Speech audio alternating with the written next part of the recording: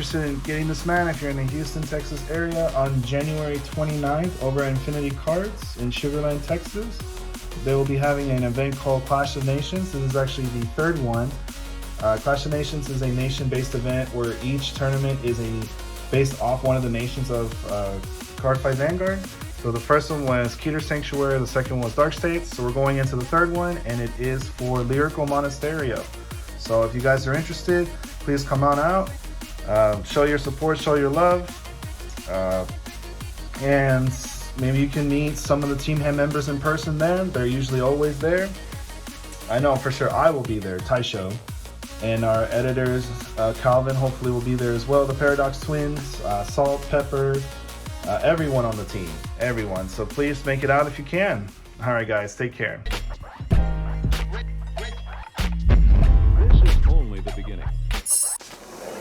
Hello, everyone. How's everyone doing today? Taicho here again, this time with my deck profile for Premium Aqua Force, specifically for Blue Wave. Blue Wave is one of my favorite archetypes for Aqua Force.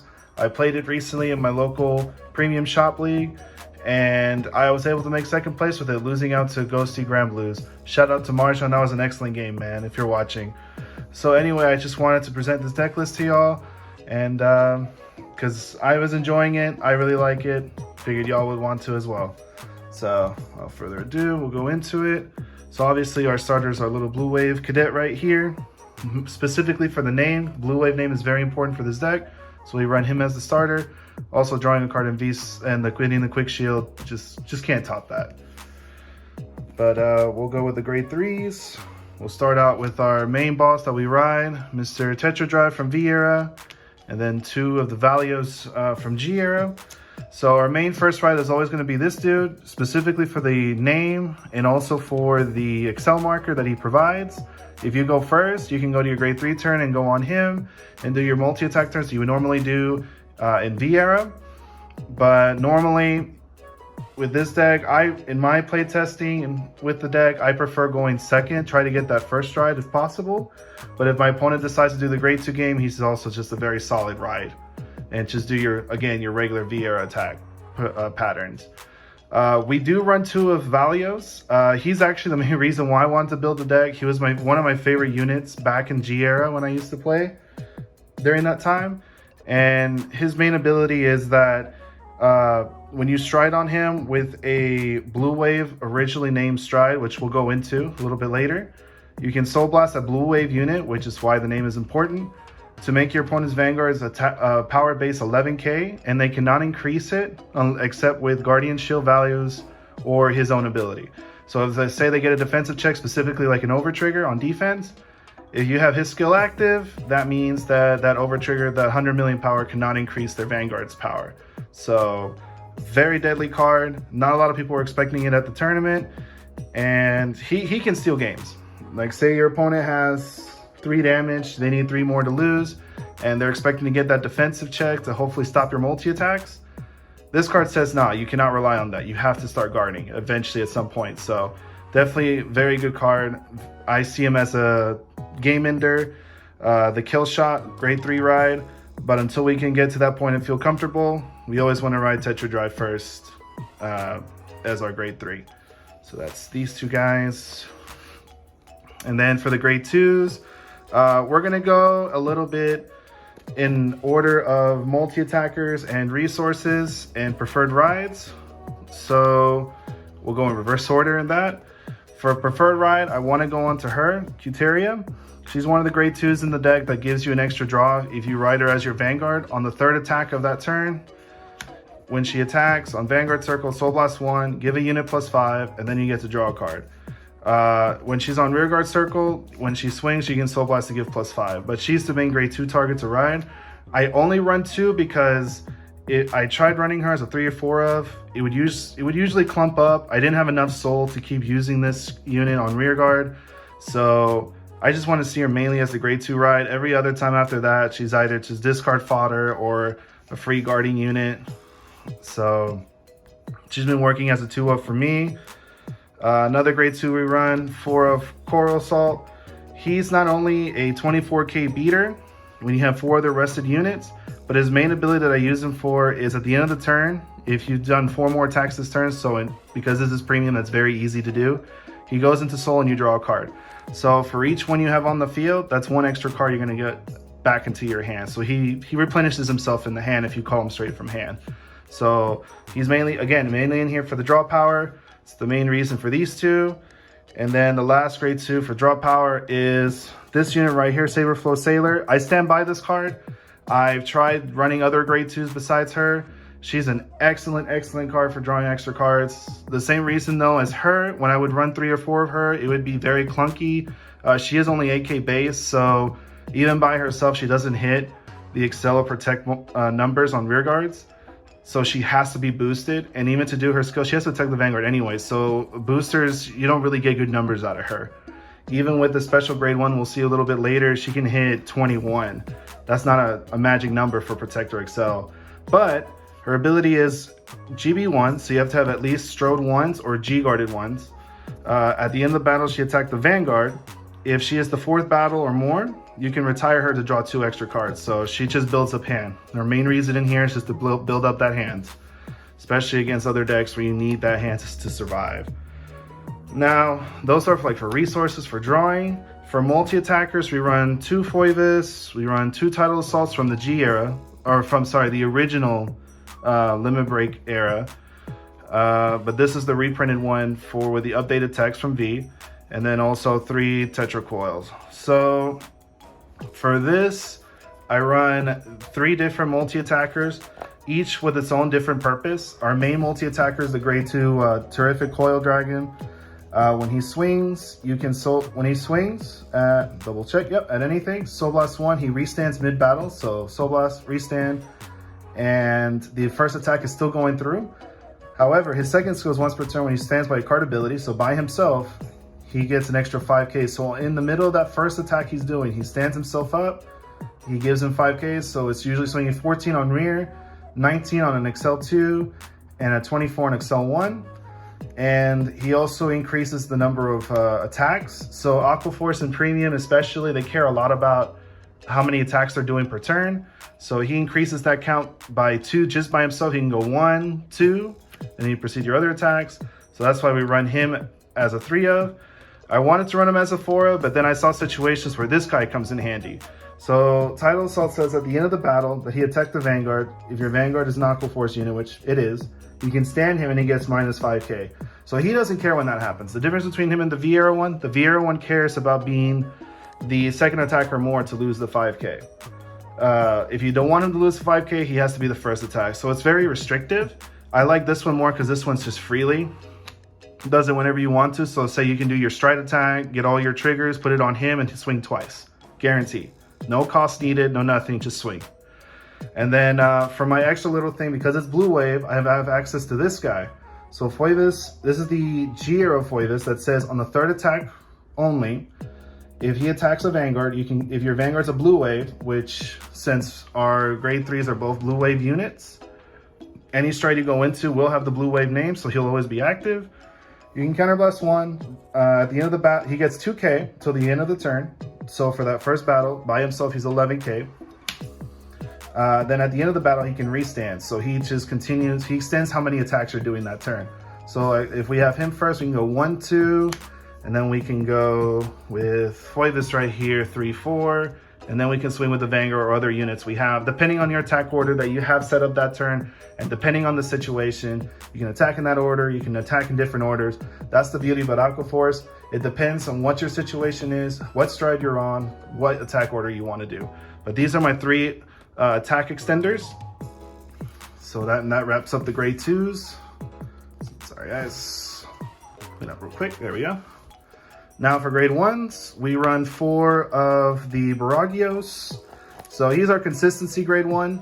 He's our top 5, check top 5 for a grade 3 searcher. So he's definitely a really good first grade 1 ride or call to rear. He gets plus 5k if you have 4 more rested rear guards. So it includes himself in that count. So sometimes he can be a 13k booster or a 13k attacker, but most of the time he's a 13k booster. And so, but the main purpose of him is just to search for our grade 3. Since we only have 6, we have to search for that grade 3 when we can.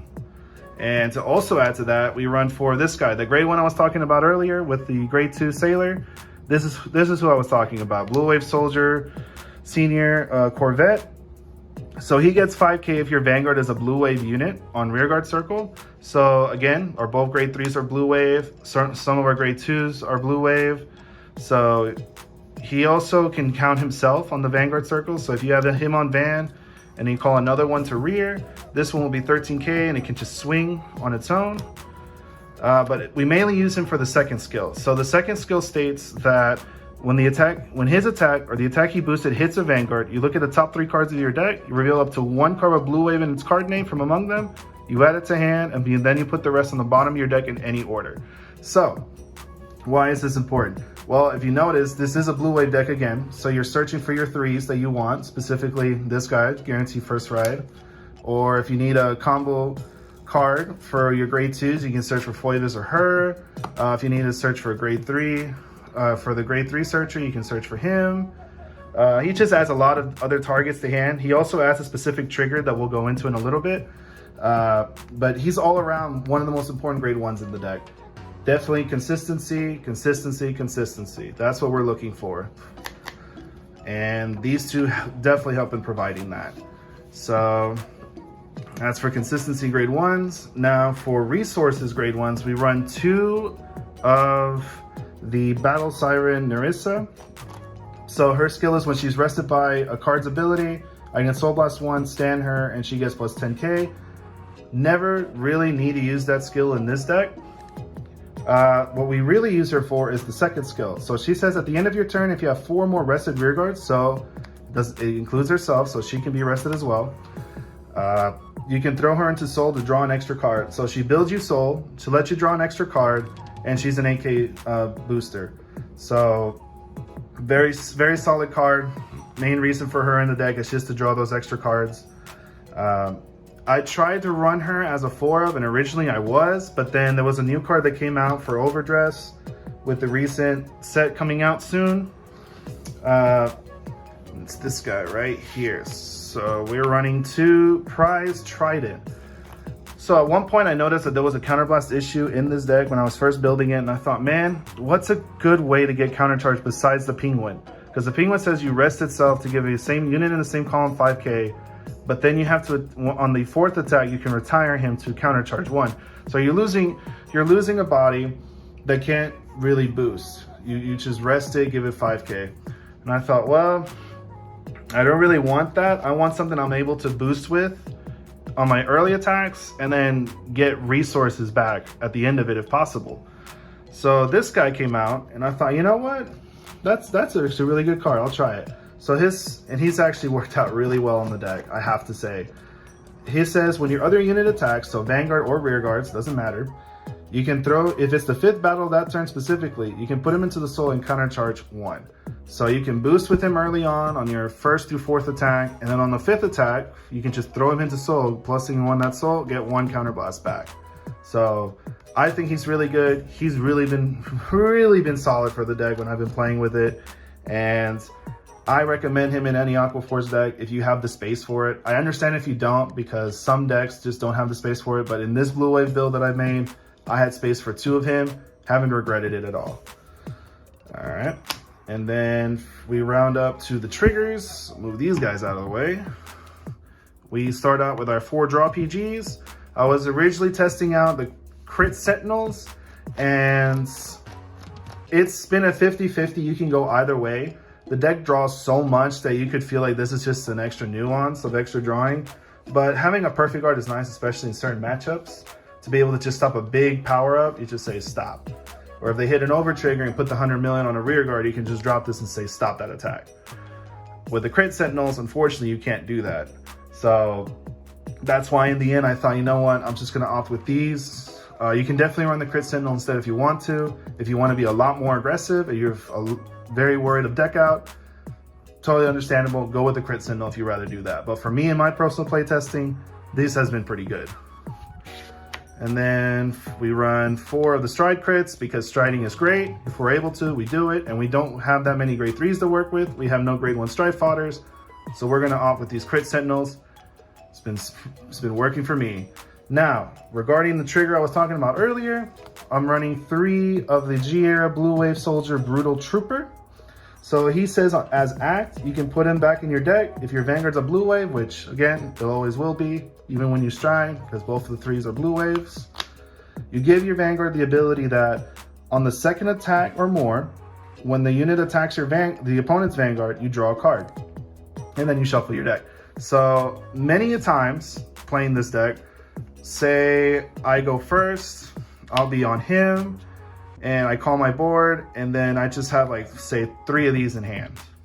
I can trigger all 3 of them. I can go call, give him the skill, back to deck, call, skill, back to deck, then call, skill, back to deck. And now every time he swings for the second attack or more, I can draw 1 for each effect that I did, because they do stack. You can give all 3 to him or all 3 to your stride and just stack the effect. So definitely in the tournament, what's happened many a times, I've done 2 and I'll say, okay, so swing with my rear, swing with him, draw 2 cards, perform Twin Drive, and then say my other rear guards will attack. I trigger him to restand his effect on the 4th battle to discard 2, and he gets drive -1, but the discard 2 doesn't hurt as much because when I swing again, it's still the second battle or more. This red text he gets is not once per turn, so you draw 1 card for each one you did. So you draw 2 again, do 1 drive check, and say you do the 7th battle, restand him again with a counterblast and discard, swing again, and you draw 2 more cards, and then your 1 drive check. So because of this critical trigger right here, I've been able to draw so many cards. I've been able to put my crits back, obviously. It's just I tried running it as a 2 of, hardly saw it. Definitely run it as a 3 of if you're gonna build Blue Wave. If you're afraid of deck out, then yeah, you can reduce it. If you don't care about deck out, then max it up to 4. I mean, it's a really good card. It lets you draw cards. It's very easy to play with in your attack patterns. And then obviously for the heals, we run the Heal Guardians. We're trying to make it the 3. We're an aggro deck, but we do our best plays when we hit our strides, which we'll go into in a bit. So we want to get there. So we don't want to be critted out of the game. We don't want to be rushed out with big power. So we just defend ourselves, give us our 10K, some situations -2 crit on a unit, and just try to make it to that grade 3 turn. And for our over trigger, I decided to go with the Overdress Stoicheia over trigger. Now I have been playtesting with the Cray Elemental one instead, and out of all the playtesting, even after all the drawing I can do, I know this can deck me out even faster, but being able to get a front and a crit with this in a deck that wants to multi-attack multiple times with the rear guards, I felt this was so much better. Give 100 million to 1 multi-attacker, but then 10K to the other 2, so they'll at least be swinging, trying to go over those defensives.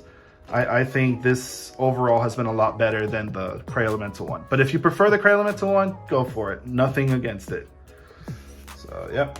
And then we go to our strides, and our first stride usually always is Gimbal Dragon. So he is a stride that says, on placement, you look at the top 7 cards of your deck, call up to 2 from among them at rest, and then shuffle your deck. That part of his first effect is really important because you can combo it off with different effects. So say you can combo it off with this guy. You can call 2 of these at rest, and then because he's a blue wave that he gained from the heart, you can give him the ability, put them back in the deck, shuffle. So when he swings, you draw 2 extra cards on top of his triple drive. You could call, say, grade 1s like him and her, that after he does his swings or the rear guards do their swings, then they can start triggering off, like say on the 5th attack, the counter charge, end of the turn to draw. You can also set up for attackers that you're planning on restanding. For example, you can call out a Tidal Assault and a Fuevis if you want, or a Tidal Assault and say a Terrific Coil, and just prepare for your multi-attacks turns for sure. Because his second ability is when he attacks, so he can attack anything, you counterblast 1, flip any G unit face up, and for every 2 rested rear guards, you draw 1 card, and then you get to retire one of your opponent's rear guards, your choice. And then if you drew 3 or more cards, stand 2 rear guards. So remember when I said with the critical trigger, you can just draw cards when he swings? So you draw the 2 off of him. If you do his skill and set up your board of 6 units, so you have your 5 rear guards, you rode him, you have an Excel marker, your 6th unit, you can go 1, 2, 3, you draw 3, retire 3, and then you swing with his triple drive. So just off this card alone, with 2 of these crits, you know what? Let's just say you have 1, right? So you put 1 on him, you draw 3 off his skill, you draw the 1 off of this, you triple drive, so you get 7 cards out of this unit, plus the 2 you call on the field. So minus him from calling to the field and putting back in the deck, and the -1 for striding. So you end up getting, if my math is correct, you get back a total of 5 cards to your hand on top of the 2 from this and the stride cost. So that's not bad. That's really good value for this card. Please don't kill me in the comments, guys, if I did my math wrong, but just quick math over here. But that's still a lot. You're getting 4 plus extra cards that you originally wouldn't have just off this guy and the 1 crit alone. Imagine if you did 2 or 3 of this crit on this dude. Insanity how big your hand can get. So this is, again, usually our first stride. Sometimes I'll go into the second one, but most of the time it's just a first time stride. We run the 2 just in case. Same with this guy, Valios Revive. So when he attacks, you can counterblast, flip a G unit face up, call to 2 cards from your hand to rear guard for every face up, or up to 2 cards for every face up G unit in your G zone face up, right? So when he swings, say you have 2 face up G units in your G zone, you can call up to 4 cards from your hand, and say you call the 4, then you would draw 4. And then his other skill, as it continues, is if you have 2 or more face up G units, as you resolve this effect, you choose your opponent's Vanguard, make it 11k base, and the same thing as the original Valios from G, they're stuck at that 11. The defensive check is not going to help them. They can only really guard with their Guardian's shield value, which is important because in some clans, their G guards are able to give their Vanguard power-ups. That's not going to work. Their only way they're going to get powered up is through their Guardian's shield value. So that's a very key thing to remember with this deck when you're making them 11k base. So that's the main reason why he's in here, not only to fill the board again with extra attackers after doing my initial attacks. If my initial attacks gives them a defensive check, I can say, well, put him back down to 11 and no more defensive checks this turn. Oh, by the way, here's a bunch of extra attackers and I redraw my hand from the units I called. So very solid boss. Next up in the G zone, we run the Alexandros. So anybody who used to play in G era, played Aqua Force, they know exactly who this guy is. For the newer players who don't really know him too well, his ability is on the 2nd or 3rd attack only, you counterblast 1, flip any G unit face up. At the end of the battle they get attacked, so you can attack anybody. You choose 2 of your rear guards, you stand them, and they get 5k for each face up card in your G zone. This guy's a really good stride to go into once it's like your 2nd or 3rd stride. I usually go into him if I can, if it's the 3rd stride, because I'll have a bunch of G units face up in the G zone. He will restand those rear guards and give him an additional 5k for each. I run him as a 2 of, again, in case we have to go into him twice. I haven't gone into a situation where I need to, so you could probably exchange this one out for something else, because he doesn't need to flip a copy, but you never know. I run the 2nd copy just in case. But he's just in there to extend our multi-attacks and make the extra 2 attacks very large beat sticks. So to the other 2 strides, we run Blue Wave Martial Dragon Tetra Boil. One of my favorite cards from the G era for Blue Wave. Love this card so much. His ability is GB2, so you have to have 2 face-up G units or have him on stride on the Vanguard circle with 1 face-up G unit over here. When he attacks a Vanguard, if your heart card is a Blue Wave, which again, your 2/3s are Blue Wave, so that's going to happen. When he attacks, you counterblast 1, you flip a copy of him face up, so you have to run 2 at least. If you do, he gets drive -1, and then the ability on the 4th attack only, when your rear guard attacks the Vanguard, you can discard 1 card to restand this unit. So when he swings, you pay the cost. On that 1st attack, he gets the -1 drive. So he swings twin drive, but then when your rear guard swings for the 4th attack, at the end of the battle, you discard 1 and he restands. Just keep in mind when you do this, it's only on the 4th attack that's when this guy triggers. If you wait till the 5th attack to try to trigger him, that's it, you've missed it. So he's not gonna restand. Just remember that. And then the other Blue Wave stride is the Blue Wave Martial Dragon Flood Hazard Dragon. So his first ability is you counterblast 1, you flip a copy of him face up. So again, that's why we run the 2 of them. for this one and this one specifically.